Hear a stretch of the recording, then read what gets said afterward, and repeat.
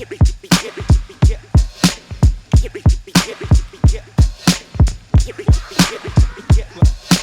Quote Goats Podcast.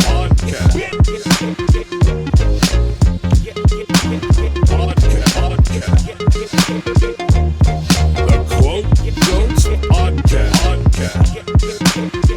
Your boy, the baby. Baby. We're gonna play the video, then we're gonna get into it. Yeah, let's get it.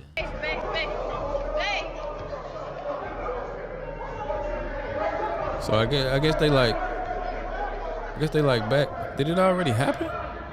Yeah, hold on. Let me go back a little bit.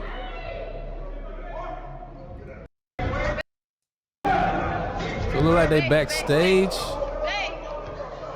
and the baby just walks by. Snuffs him.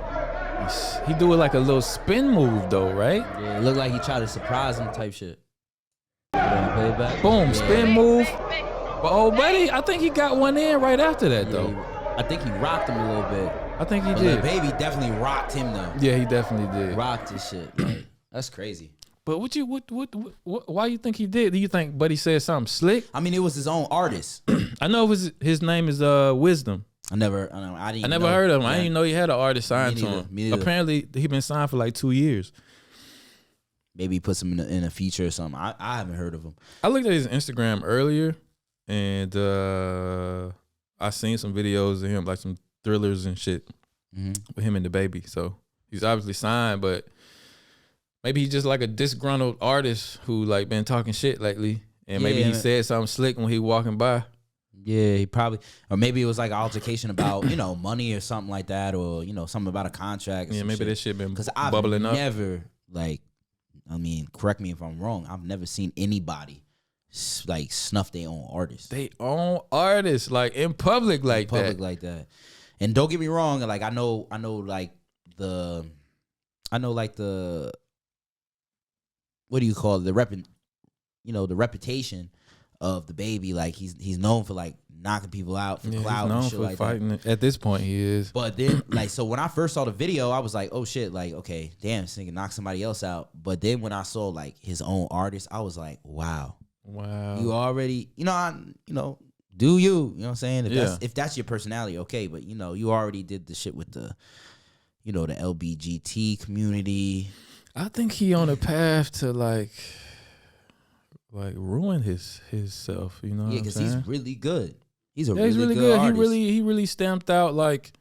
It's rare for an artist to really find. That's the hardest thing about like being like a rapper is like finding like your identity. You know what I'm saying? Like to where a person can like listen to your song and like immediately know like that's the baby. Exactly. And if somebody was to rap like you, they would say, "Oh, you rapping like so and so." Got the flow like him and shit. Yeah, like he really like stamped out his own lane and shit like that, and he keep getting like, I mean, he came in the game through some controversial shit after he shooting the dude killed the dude in self-defense and all that shit. Yeah, but and then there was that live video, not live video, but there's that one video he uploaded when he was shooting that music video and the dude came to him and told him that he got to check in and shit like. So I feel like the baby, like he has already had that image of like,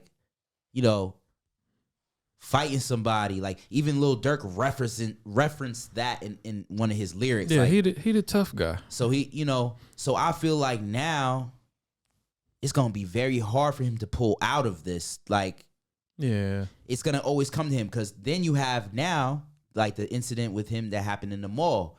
You got people now that's like, oh, he thinks he's a tough guy. I'm gonna talk shit to him in the mall or when he's out in public for clout. People are trying to get famous off that shit or, clout off that shit. Yeah. And he, and I don't know how he's going to get out of that, this image of him that, I don't know, man. He digging himself way deeper into that shit at this point. It's like after the little thing he said about gay people at the concert, and he kind of recovered because he like laid low a little bit after that and like people backed him up like Dave Chappelle and Kanye West and shit like that. Once he came back from that, he should have. It would have been best for him not to get into no more controversies and just keep putting out dope music and shit. And people would have eventually swept that other shit under the rug. But now that he done fought, like, his baby mama brother. Yeah, I was just about to say Now that. he done hit his artist in the face. You know what I'm saying? And it's some other shit going on about him too, but I can't really remember. But it just seemed like he in a bad space right now. And he puts him, like, you know, in a sense, he kind of puts himself in, because these things are like, I don't know, these problems is like avoidable. Like, Yeah. Like, of course, like if you're trying to keep, you know, if you're an artist, I feel like if you're an artist, you have the money, you trying to keep like negativity away, like hire more security guards, bro. Like, you know, because he's up there with the money when it comes down to that. Like, He lost he said I want to say like 30, but he might have said like 50 million when that shit happened, when he lost all them bookings because of the gay shit he said. yeah, but still, I mean, 6ix9ine, if 6ix9ine can do it, I mean, he got more money than 6ix9ine. So like, I'm just saying, like, But I think he like that shit. I mean, that's bit. the thing. That's the thing. Like, they just want, you know, and I'm not trying to talk bad about any artists or anything like that, because I mean, in a sense, I understand, but like, they gotta still keep that, you know, that image in a sense. But like, those are, if artists need to realize that these images, like, you know, some people get killed off that shit. You know what I mean? True like, that. You gotta, Rappers be dying and shit, trying to portray that image. Exactly. You know, you don't see, like, I don't know, I wouldn't say, you know, like people like Drake and shit maybe had a like really tough childhood, or, you know, grew up in the hood or something like that. But, you know, they got some. But bro, they don't, you know. You don't never hear Drake caught up in no shit like that. You don't see that. You just gotta move some. Even when Diddy slapped him, you just heard like little inklings about that. Even shit. with Dirk, man. Like, you know, granted, Dirk isn't a lot of beef, but he's also like a lot of shit be happening around him though. Around him, exactly. But he still moves like, he moves smart. He has to move smart because there's people out there that's trying to take his life. He moves smart, bro. I think I seen a video of Dirk like walking around with $1 million cash or something. Yeah, he went to. That's when he went to. He did the $1 million worth of game in his old hood. But would you classify that as moving smart?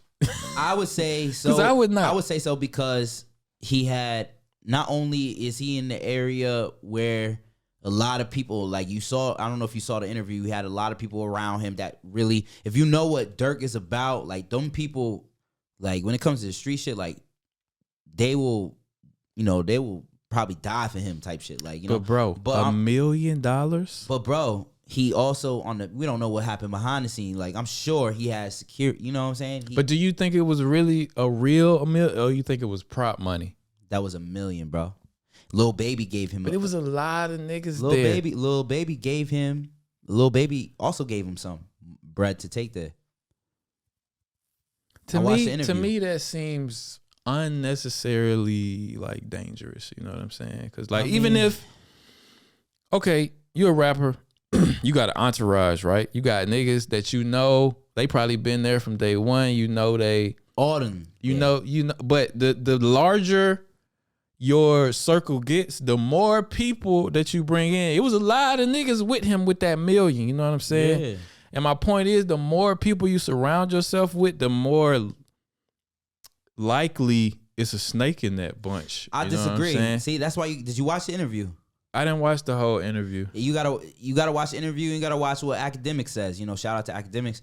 Like, see, this is the thing.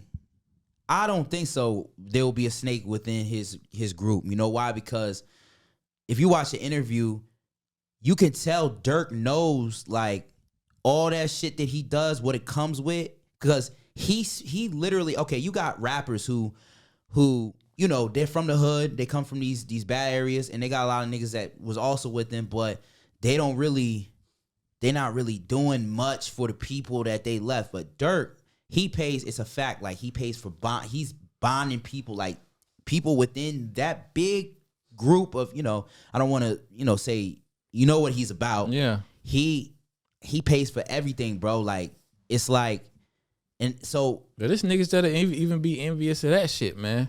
Like, yeah, like I mean, Nipsey, like a lot of rappers, not to cut you off or nothing like that, but a lot of rappers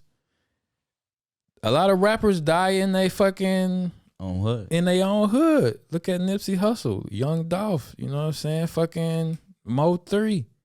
The the list goes on. You know what I'm saying? I just think it's not a smart move to be carrying around that amount of cash around hungry niggas. Like that group of niggas might be all 100% for him, but like walking around with that shit in your neighborhood, I think isn't the smartest move. But maybe he just so comfortable that he could do that with no worries. But he's not that. I will tell you, he's not that comfortable because I remember he also said, you know, Meek Mill was like, "Yo, bro, I want to shoot a video in your hood," and he was like, you know, other rappers would be like, "Yeah, come to my hood. You know, it's my city. I run that shit." You know, you know that. But Dirk literally told him, he was like, "Bro, like, I can't even promise you like protection like that in Chirac like that. Like, you know." So if you go to the hood, it's on your road. So he definitely knows the risk. Yeah, he definitely knows the risk. But I think he moves got to at this point. He has to, bro. Like you see all the people that have died around him. Like yo, if you enjoyed this podcast, you already know what to do. And if you don't know what to do, I'm gonna tell you what to do. Hit that subscribe, hit the bell icon, and give us a like. Cause it's the Quote Go podcast, man. You can't go wrong. Tune in every weekday, 6 o'clock. Friday, full episodes on YouTube and Spotify. Hit us up on the Instagram. Give us topics. And we appreciate it, man. Quote Goes Podcast. We out.